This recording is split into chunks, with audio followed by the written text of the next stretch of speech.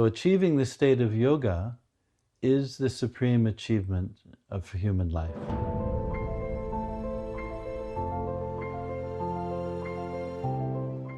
All the limbs of yoga simultaneously gaining transcendence evolves every aspect of life.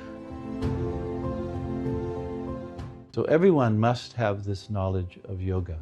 It's very, very vital that the whole world actually understands the importance of developing unity consciousness in life.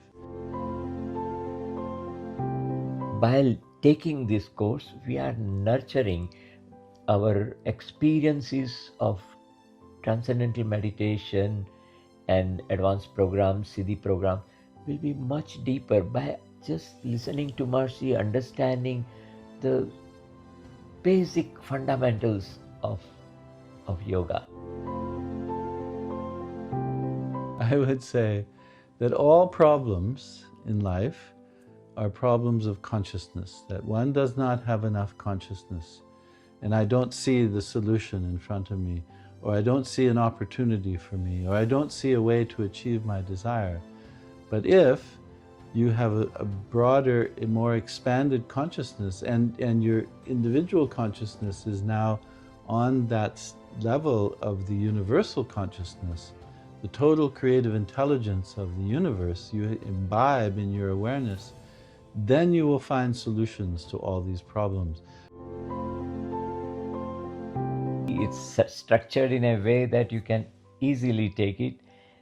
There are just 6 evenings. You will be spending 1.5 hours each and listening to Mahari's knowledge and discussing your experiences and understanding more.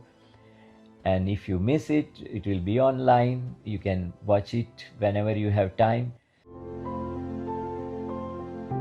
These 6 lessons that have been chosen are from a period when Maharishi had just finished his translation and commentary of the Bhagavad Gita.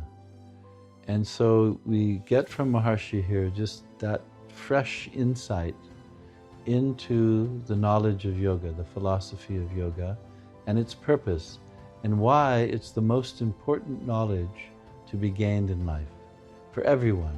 Doesn't matter what they do in life, what their profession is, but that is the most important knowledge for one's health, for one's happiness, for one's fulfillment, and for the welfare of the whole society.